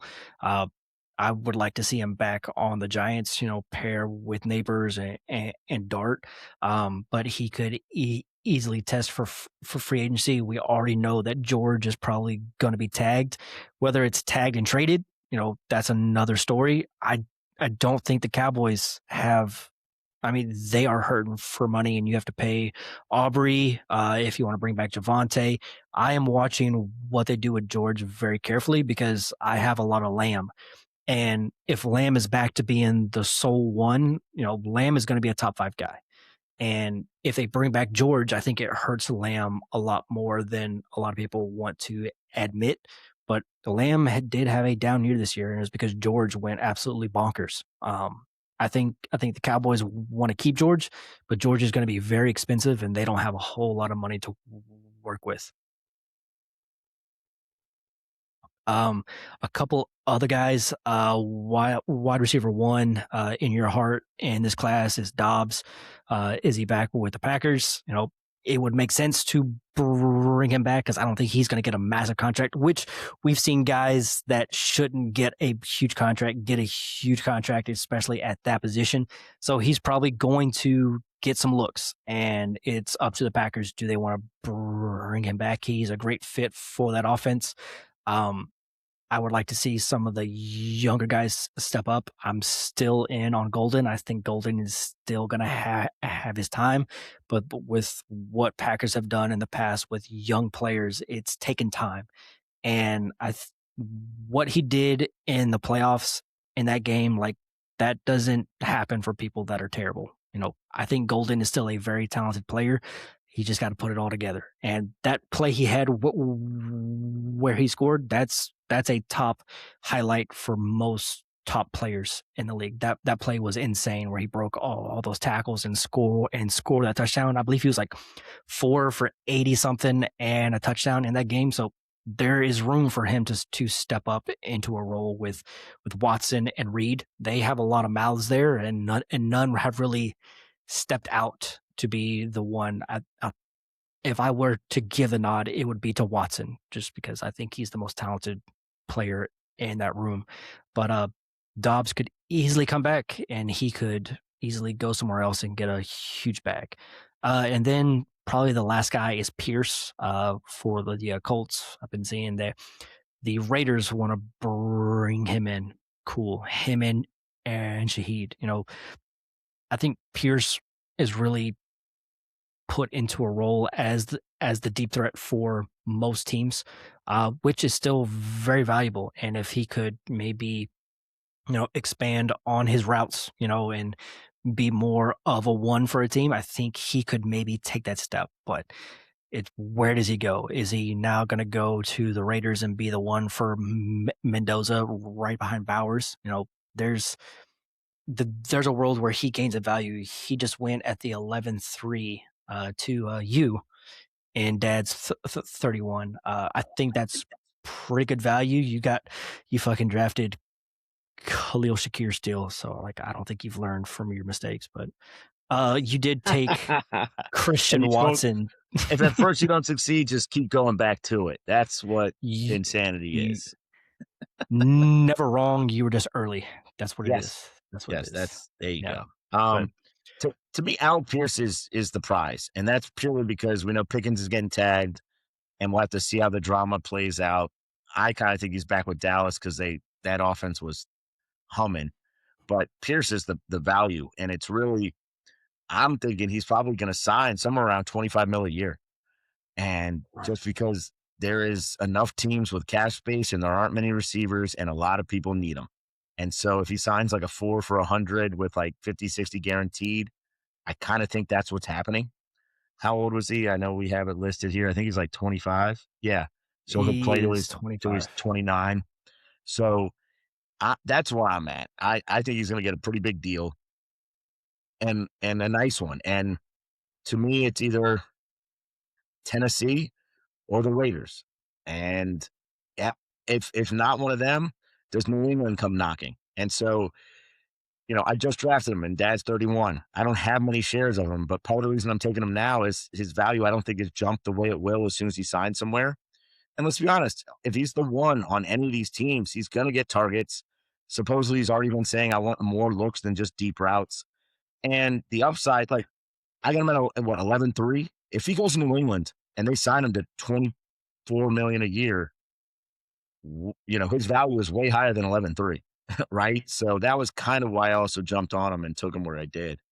Um, the other names that excite me, I have open heart love for Dobbs. I hope he stays. We've talked about it. I think he's a great teammate and a good run blocker. And they love using him in all these situations to go block a safety on run plays, block a cornerback, kind of crack down a little bit. And it's so, I think it's an aspect of his game that's going to get him paid more than people think, you know? I mean, shit, we just saw Josh Palmer get like 11 mil a year, 12 mil a year, whatever that was. And Dobbs is way better. Mhm. The real question is he kind of one of those guys that, let's say, who Tennessee, cuts, moves on from Ridley, brings in Al Pierce and Dobbs. You know what I'm saying? And pays both of them. And it's like, you're my 1 and 2. We have Gunnar Helmet, tight end, a couple of pieces. We're going to prove the O line and we'll see what we got with Cam Ward. Just kind of an idea I was thinking about. Wando Robinson, I'm with you. I want him to go back to the Giants because I think that situation is perfect for him. The real question is there's certain teams like Wando to Pittsburgh could be perfect. You have DK on the outside, Wandale kind of underneath the slot with Freiermuth as well, and some running backs that love to come out of the backfield. I think that could be a perfect setup as well. I think Keenan Allen's gone. Shaheed is going to get paid somewhere. I don't know if that's good or bad, unless he goes to the Raiders where Kubiak is, because I think Kubiak knows how to use him. He's been in the system 2 years now. And I think, if there was a Kubiak's going to get his guy, to me, that's Shaheed, especially because he's probably going to be cheaper than, let's say, Alec Pierce. And then the other exciting one to me that has shown some flashes is Dewan Jennings. And I don't really know what his market is. Shanahan is special and schemes up awesomeness and had CMC in the backfield and had Kittle. I don't know how good Jennings is or where he's going. So, but someone will pay him and give him a shot. I'm less excited about Jennings leaving that situation compared to a lot of the other guys we already talked about. So I don't know. Those are the guys I wanted to bring up. You have anybody else? No, I think that's about it. Okay. All right, let's move on to tight ends. We got some big names here. I don't know how much you've seen about Travis Kelce wanting to play another year, but not with the Chiefs. Wait, what? I did not. I heard he wanted to come back. I did not hear that second part. So maybe I missed that completely somehow. I heard he wants to Yeah. play, which I don't know if he does or really doesn't. But I've also wait, that's for real. He wants to come back, but not with the Chiefs. I saw a couple posts about it. I don't know how true they are, but it makes sense because Chiefs don't really have that much cap space. I believe they are in the red by quite a bit, and he and Kelsey is very expensive for not a lot of production. And it would make sense from an NFL standpoint. I saw something about him going to the Giants, because of the New York market. Taylor Swift is there, just like a bunch of things about like why it makes sense for him to go to the Giants, which I get it. I don't know if it happens. If I had to bet money on it, he would be back with the Chiefs for at least one more year. He'll be 36 this year. He'll be turning 37 before the end of next season. But for fantasy, I don't think I really care that much. There's so many other tight ends that I would much rather have than Kelsey. But some of those other guys, like David Njoku, he's going to be pushing 30 at the start of the season, but he's still a very talented player. He's probably going to go somewhere, get a 2-3 year deal. You got Goddard. Is he back with the Eagles? He's 31 years old. You got Kyle Pitts, whether he's back with the Falcons or not. If say Kelsey, leaves and the Chiefs sign Pitts, like how fucking high does Pitts go? Like, is he tight? Like, is he in the top 5 tight ends? Like, he went at the 6'4" in this draft. It was like the tight end. It's like 7 or 8 in this draft. Like, I think Yeah. he easily pushes into the top 5. It's just, who do you kick out of the top 5? It would have to be one of the rookies. Probably Fannin would end up being the 6th man out. But does he go back to the Falcons that look like they're starting to light themselves on fire, with not having a first this year, and the guy that they traded that they traded up in this last year's class is probably going to go to prison. Like, they just completely lit that pick on fire. You know, where would you like to see Kyle Pitts go? I think he gets franchise tag, so I guess Atlanta. Like, Okay. where would I like him to go? A lot of places. Where's he going? Atlanta. I just think I don't think they let him out. I think he's there. And, I so if you ask me, all these other places so exciting, fun. I just think he's there. I think he's their second weapon in the passing game. We saw how bad Mooney is. Mooney might get cut, I believe. So I don't know who's their quarterback. I just think he's the one guy they bring back for consistency. Algier's gone, so they're going to have those three. Talking about London, Bijan, and Pitts. As much as I'm a Debbie Downer on where he goes, I just think he's back. The one that's probably I have 3 guys that are very exciting. And Njoku, is he a guy that is like, hey, I've made some money. He's gotten some contracts. They paid him in Cleveland. Does he say, F it, I'll take 6, 7 mil a year. Let's go. You Let's in the go fucking Kansas City. 6'7". You Oh, are the 7, 8 a year. reason. I'm just thinking the money, man. I don't even give a shit that much. But, your kids, I guess mine hasn't been that cool to say it. But let's say 7, 8 then. I'll try that. How about that? Is that better for you? Okay, Let's say he that's goes fine with 7 me. 8, gets a 3-year, 4-year deal, and Kansas City says, hey, I've seen you play. You can run block. Let's go. Like that's a high one. I think Njoku could surprise and get a deal somewhere that people are like, oh, his value is going to skyrocket. And then the other 2 that I really like are the last 2 on the list right here that we brought up. And Isaiah Likely, does you said he's going to New York? Does Likely follow Harbaugh to New York? Because they're not tagging him. We know that. Does he go over there and get some money, a good bit of money? He stays, Wandell stays. They build around Dart. They maybe draft or build a couple O linemen and see how the team turns out, right? So that one's fun. And the other guy on that list is Chigo Conquo, who we've seen athleticism from. We've seen some skills. Maybe not the best run blocker, but or blocker period. But he had some skills, and I don't necessarily think Tennessee's going to keep him. So I think he's going to get a look on a team, and people will be excited about where he goes and sees how, like, what happens, right? There's certain teams that don't have one. Another guy that's on the list that I purely want to bring up as a guy that shows some flashes at the end of the year and that I don't think people are thinking about is Greg Dulcich. He's still young. He had some games with catches and athleticism that he showed off. So I think there's a chance some team will give him a look. Does Mike bring him back to the Chargers? Maybe, because he's probably going to be cheap. Does that hurt Gadsden? Yes. Does it matter? I don't think he cares, Anyway, he's a name I want to bring up just as like a late flyer that might go in these startups in the 26th round, but he could be someone that shows up somewhere more prominent or as a tight end 1 or 2 that's a pass catcher. Do you think that there's a chance that the Dolphins bring back either Waller or Greg Dulcich because they're both a free agent? I mean, they don't have anybody else. I think Dulcich could come back, and if so, he's their tight end 1. I think Waller's gone. They showed something. He's still so much older. But yeah, I think Dulcich will get a look. I really do. And then K. Dotton, I guess we didn't even bring up, but Yeah. If they let Mike Evans leave, Kate Otton's probably back, right? I mean, who else do they have? At tight end.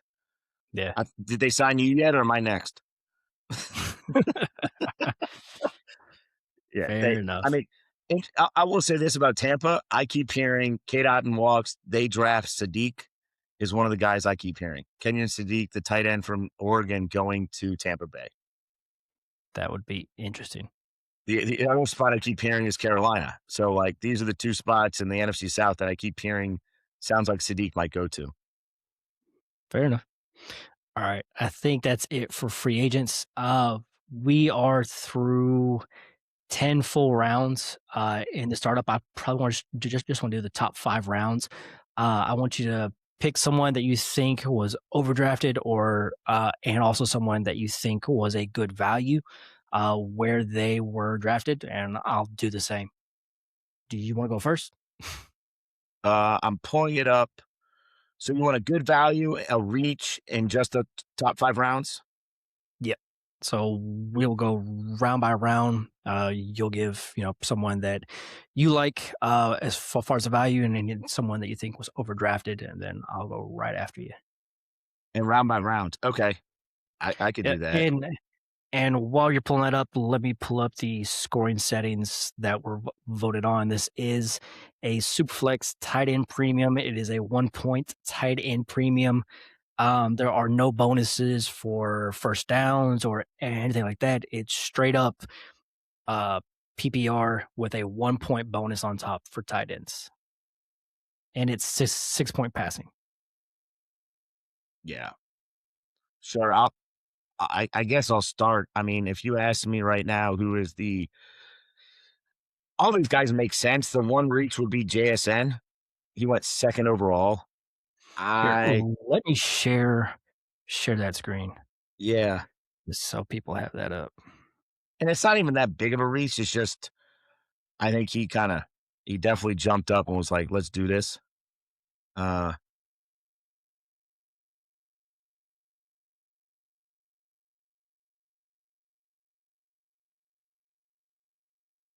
Yeah, when I saw him go at the second pick overall as the wide receiver one, you know, I, I to me that is also my reach. I feel like that was yes, he had a great season. He's a great player. He also just lost his OC, and right.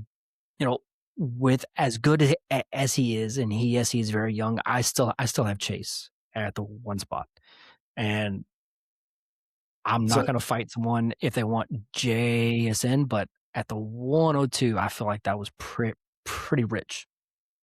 yeah, I'm with you there. It was a little rich, but I understand get your guy. If you ask me the best value, because it's full tight end premium, Trey McBride went at 109. But I I can't say any of these guys were super reaches or super like, oh man, he got so much value in it in this first round. Yeah, I don't see any it's the first shocker. round. Yeah, exactly. There's no shockers. Caleb went 112, but even then we talked about where he's going. He might normally go early second. So yeah, Yeah. One thing that I want to point out with McBride, yes, he is a very good tight end. I wouldn't fight someone if they said that he was the best in the league. Yes, he had a great season. Jacoby Brissett was on pace for like 700 something attempts. That's not going to happen again. That is not going to happen again. yeah, I agree. Um, Yeah. but he was, I believe he was still like a top 3 player in fantasy in this format. So I get the first round with the age, but who's his QB? We haven't seen his new head coach. George Kittle just went at the 11-8, right after Jawan Johnson at the 11-7. That's how far he fell. Kittle's fallen. Yeah. So I guess second round, going through it and looking at these players, um, man, uh, I mean, the reach for me is Bo Nix ahead of Lamar Jackson. And as much as I'm kind of probably middle of the pack for Bo Nix as a player or fantasy player, but he went 201. Like That's I mean, one pick before Lamar and before Hurts and Dart and Herbert. Like for me, that's a little aggressive. Now I understand when you're on the turn, you got to get your guys because it's not coming back to you unless you make a trade. Um, my favorite pick out of this group is, I mean, part of the problem is I'm part of this draft is uh the idea that yeah, do I want to hype myself or not? Let's not. CD falling to 211, I still think is a little egregious because even with that offense humming, he's such a good player when healthy.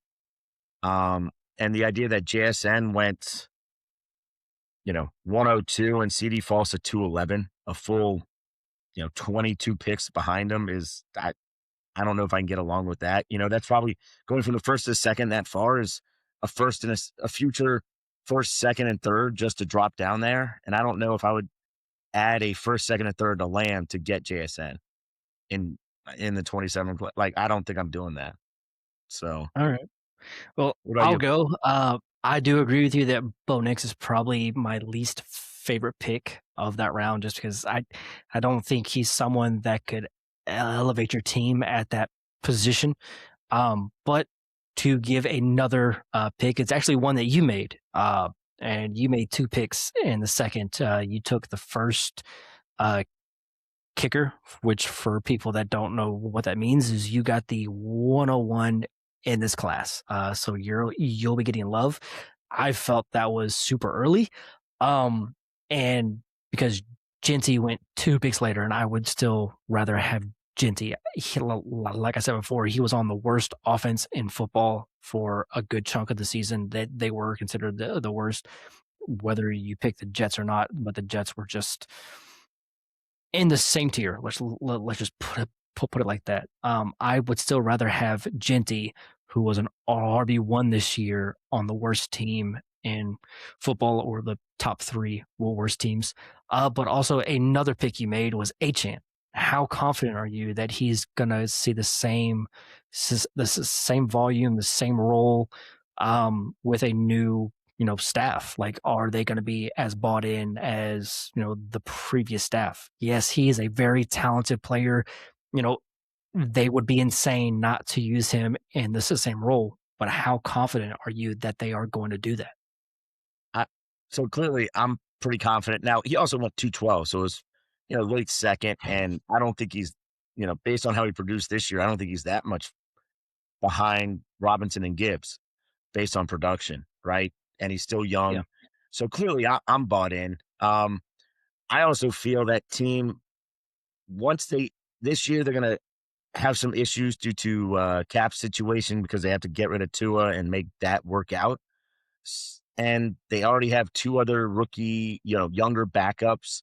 So I don't necessarily think they're investing in the position outside of Achan, and they know how special he can be. And let's be honest, they're cutting Tyreek. They're getting rid of Tua. They have defensive holes. They have O-line issues. Part of it, to me, what I like is he was that well used and did that well for fantasy. And we all know they got to help the O-line and they really got to help the defense and the team way more than attacking the running back position. And so, you even brought it up. Besides Waddle, who's another weapon? Let's say Tyreek's gone. Is it like Dulcich? Like who's their second receiving option? Yeah. My other thing is, who is the QB? Because a lot of his production came from Tua being a check down machine. And yes, there were a lot of screens that were designed to go to Achan, but a good chunk of his production was checkdowns from Tua. And once Tua was out of the game, his production fell off. Yes, he was still very good for fantasy, but it wasn't up to the same level as it was how he started the year. So you have all these other, aspects that you have to look at: QB, coach. You know, there's just a lot of variables to take someone in the second round that has a lot of question marks. And me already, I do not like take backs this high. And Achane is a very good player, and I hope he does not change because he won me a couple championships this year. Even when I was trying to trade him away preseason and no one would buy him. So it's just a very like if I could rather have Lamb than Achane, I definitely would. Obviously, Lamb went right in front of you.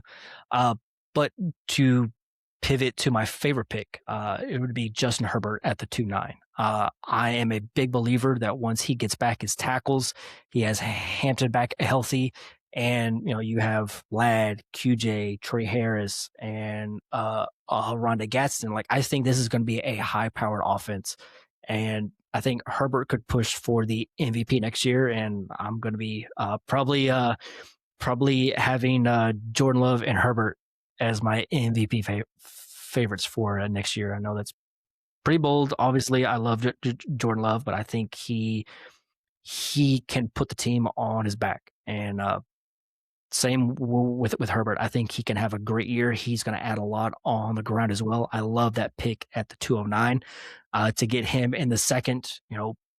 When guys were taking Bo Nix and Joe Burrow in the first and second, at the very start, to get Herbert, who I think is going to be a very good player next year with a full team healthy. I think it's going to be a great year next year for the Chargers. That's just me. Yep, fair. So I guess going to this third round, which we could see up here.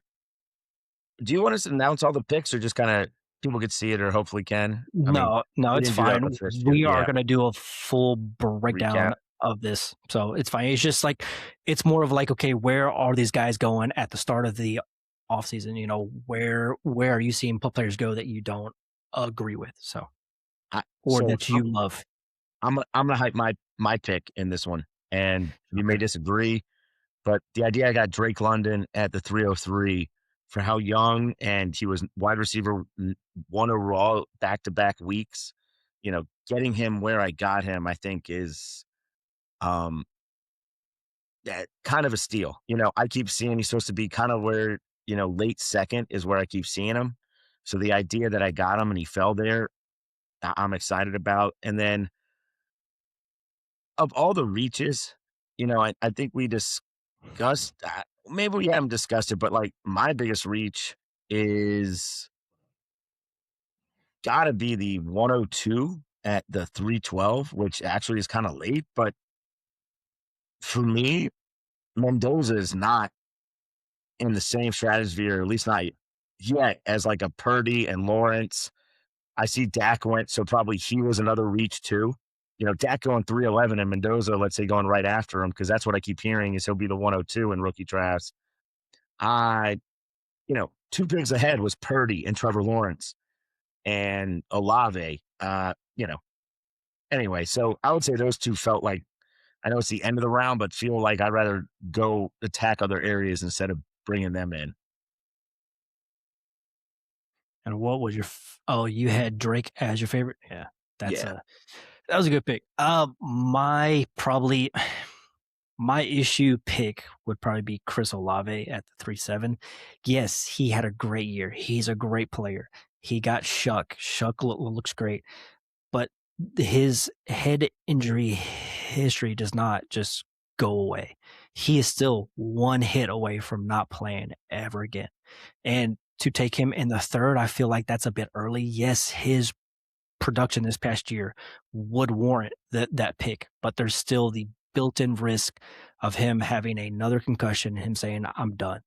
And he has come out and said that he almost quit the last time. So what's stopping him from doing it?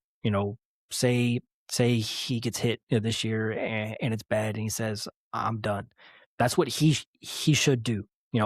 As a person, he should put himself first. But that's my big issue. I mean, it's the third round. There's still other guys available that I would rather have. I mean, George Pickens is there. You had Collins that was still available that I still like. My favorite pick, I would probably go. I'm a big fan of Brock Purdy. I also love the Drake London pick, but I think Brock Purdy is someone that's going to be around for some time. He looks I he makes some throws and he has games where he looks like he's the best QB in the league. I mean, he is great. I think to get him after Trevor Lawrence and before Dak, I would rather have Purdy over Dak, and the fact that you got Purdy first, that's great. I love that. Between him and Lawrence, I think it's a toss up. But for the value, if you could go, you know, the the teams that took Purdy also took Herbert. So me and Zaire are kind of like on the same mindset here. Like he went Puka in the first and Herbert and Purdy.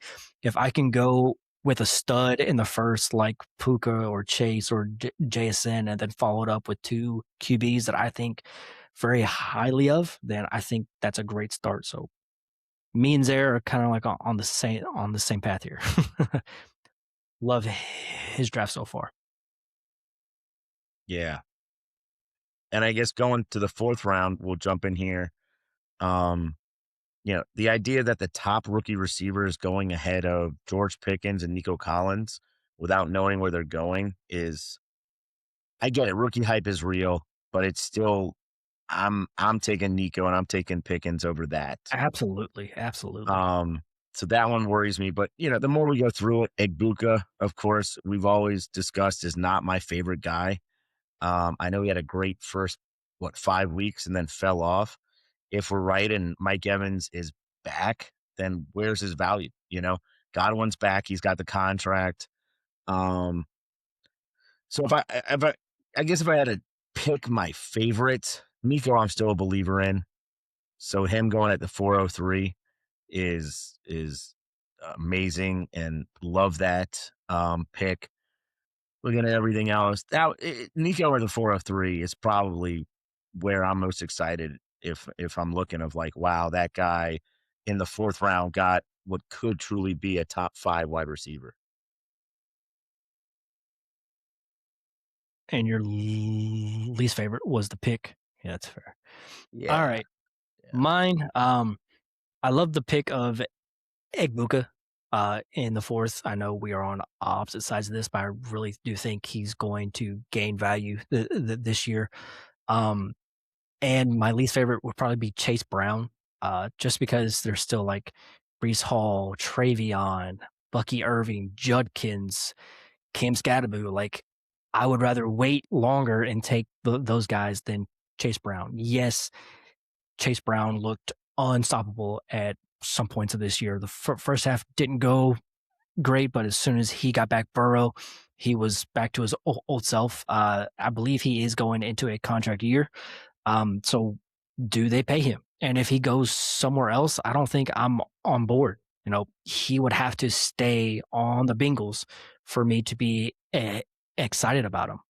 Like I said, I would rather have Brees Hall, Henderson, Irving, Judkins, Cam Scatterbo, um, maybe even CMC that went in the sixth. I feel like you could have went with one of the other wide receivers like Egbuka or Jameson Williams, or taking a tight end like Warren or Fannin. But if Chase Brown gets a 3 full 4 year deal to stay a Bengal, then I'll shut the fuck up. But there's built-in risk with players like this where it could go bad quick if he doesn't get a contract and he's a free agent and he goes somewhere and he doesn't have the same type of production. Like, you just burn that pick to the ground. And not to say that Jameson or Egbuka are sure things either, but I'm not betting on a fourth round back that has 1 year left on his deal and he wasn't a highly touted back when he came into the league. So, yeah, all right, fifth round, and then we'll call it. yeah. I'm actually going to jump a little bit, and it's because my favorite picks are probably from all this in the sixth round, and it's the idea that T. Higgins and A.J. Brown fell to the sixth, whether you like them or not. And on these teams, they could be one of the teams look like he's their wide receiver 4, and another one of the teams looks like he's their wide receiver 2 or 3. These players are gonna score points, gonna be fantasy relevant more than just a year. So what was that? 606 was T and 609 was AJ Brown. Is well, those are the guys, yeah, they're old and crusty ish, but they're not even that old. And I just think, you know, part of my problem is people are pumped about Luther Burden, and he went right between them. And Burden had a pretty good year, but we've already discussed it, three other guys to compete with. T is the wide receiver two, no doubt. And AJ Brown, wherever he goes, is a wide receiver one. So I understand Burden's younger, but I'm taking those guys in the six. So I mean, I guess the guy I like least probably in the fifth round is got to be Rasheed Rice. And it's just because of the off field stuff. Like, I don't know, man. Like, there's something wrong between the years. You know, he got suspended, he kind of got out of it, seemed like he was doing okay, got his suspension, and then is right back into the issues. Like, does he play this year? You know, I don't know what's happening. Mahomes is hurt for the beginning part. Ah, it's worrisome. Um, if you ask me who else in that list or that group, it would probably be Choose your words carefully. uh it would probably be maybe Laporta, just because I don't know what the back is, you know?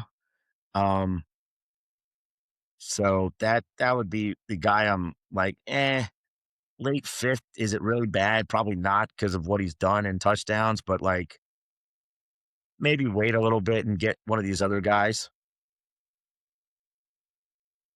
You know, Fair this enough. is a 1 point full tight end premium, and he's not necessarily a guy that's going to catch 80 balls. Does that make sense? Like, Yeah. that's part of my Yeah. thing is he's not the extra tight end premium doesn't really help him.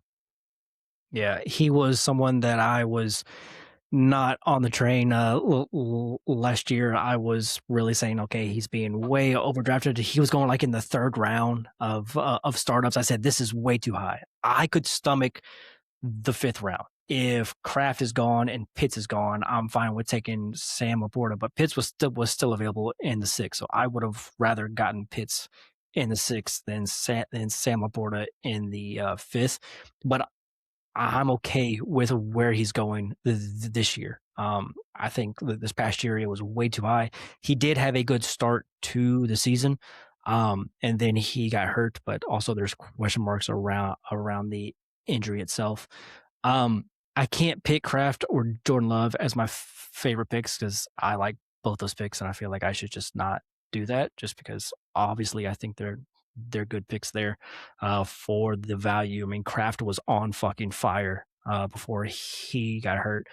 My pick was going to be Rice, and just like you said, with all the off-field stuff, is he even in the league the next year? Does he go to prison? I mean, there is stuff going on with him right now where there's no formal charges yet, but if they do come forward, he's gone. I mean, he's gone. Um, if I had to pick someone else, it would probably be either Lad McConkey or Zay Flowers, just because I don't think they are someone that could jump up in value. Lad maybe with Keenan if he leaves, but I've been seeing that he wants to come back and play one more year, which it's a possibility. They are going to be pushing for it all in the next year, and they could use a guy like that on the team just because they have so much youth on that offense to have someone that is a vet. You know, there is value in that. And so if he's there, I think it really hurts Ladd because Ladd did not have a great season, and he was going in the second round this past offseason. And I was saying I think that's a mistake, and not because I don't think Ladd is good. Ladd, I think, is a great player. I just don't think he could elevate himself to being anywhere near that top tier of wide receivers. And then for Zay Flowers, there's been a lot of talk about Jackson not being there much longer. And if that happens, what happens with Zay? Even with a new staff there, what do they do with Zay? I mean, Zay is a good player, but he cannot elevate himself to another tier. I think he's kind of stuck where he's at, or he falls down. And in this, third to fifth round, I'm trying to find guys that I think can jump into the second and first round, or just gain value, period. And I don't think Zay or Lad are players that can do that. But that's it for that draft. We will have a full recap of this draft. We'll probably have some guys from this start of Cook come on. I know Miles is in here. He'll probably jump on. The other Colin, Finn's fans, I would like for him to come on and defend him taking, I think he has like 4 or 5 first round picks. He's got like the 102, 103, 104, 105, I think the 106 as well. Like he took all the first round picks, after the first one that you took. Um, but we will have a full recap of the startup once it's done, and we'll talk about it. But other than that, I think we're done here. Colin, do you want to give us some dad advice? Sure. So my dad advice this time is happy Mardi Gras. I know it's late in the air. Of course, New Orleans has been crazy. It's a lot of fun. If you get the chance, take your kids when they're younger to outdoor public events, a lot of people, etc. Um, it gets them more and more comfortable with being in crowds and groups and how to act and not being scared or always fearful of it. So that's one of my dad advices is always, you got to be looking out, but make sure they get to experience certain things, certain aspects of life, certain fun things of life, things to look forward to, and don't have them be scared of large groups or people, etc. Yeah. Uh, Anytime it's the weekend and I'm like, hey bud, do you want to go get your haircut? He loses his mind. He loves going out. He loves going places. I'll take him to the store or to get his haircut, or I'll take them out, for lunch. We'll do like a one-on-one and not have the other kid as well. But they they lose their mind when they hear we're going on a trip or we're going to the store or we're going anywhere. They love it. And it's because, to be honest, when they're out in public, they just watch people. They love to watch people. They will sit there quietly and just stare at people doing whatever. And it is the funniest thing because when they're at home, they act like they have no sense. They will, act all crazy, but as soon as we get out in public, they're like, I want to watch people. It's like, all right, man, go for it, go for it. But yeah, I do think that is important to get them exposure to people, and be socialized, not all cooped up all the time. But all right, man. Uh, Next week, just like Fun. normal, it Sounds has good. begun. I'm excited. Everyone will see. I look different because I'm on a computer now, and it looks like and it sounds good based on testing and stuff. So excited to have it like this. Love the way the draft board looks. So can't wait to go through some of these startups, especially ones I'm not in, and go from there. Dad's 32 is absolutely bonkers the way it has started. First overall pick is Bijan, and then Trey McBride, Josh Allen, Bowers, May, Jason, Chase, Gibbs, Puka, Caleb, Daniels, Jackson, Burrow. Knicks went at the 303. So just to tell you where he should be going, Jordan Yeah. Love went at the 203, by the way, in this one. What? St. Brown, Genty, Achan actually went higher than where you took him. He went at the 2.6, and then JJ Lamb, Hampton at the 2.9, Drake London at the 2.10, Colston at the 2.11, Wow. Dart at the 2.12, and this one also has a half point for first down, whether you catch a pass or it's a rush attempt, and this is best ball as well. So, little bit different, but to see Bijan go first overall, I was like, oh shit, this draft is about to be bonkers. And then it went Trey McBride. I was like, oh, this is definitely gonna be great. Yeah. I So In all my other startups, other than I think Dad's 31, Bijan's been 101. that's crazy. I get Yeah. it. I totally get it. But I am not taken aback with my first overall pick. I would rather quit fantasy. But I totally get it. I Yeah. get it. All right, brother. Sounds I'll good, see brother. you next week. All right. Yeah. Awesome. All right.